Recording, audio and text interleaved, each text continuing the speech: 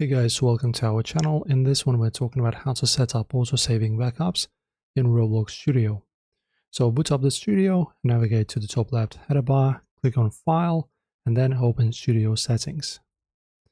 Select Studio tab from the left, and then scroll down until you uncover the autosave configuration section.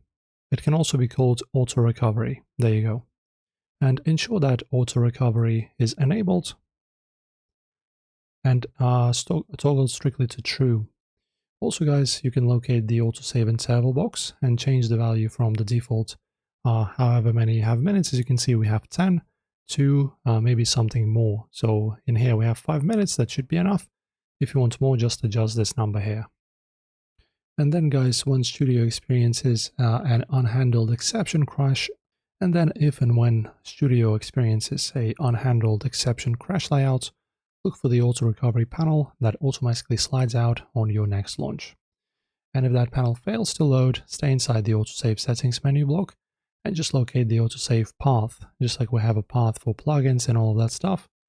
And then you'll find a fully compiled timeline of .rbxl files ready to be restored. That's it, guys. That's your tutorial. If this helped, don't forget to like and subscribe.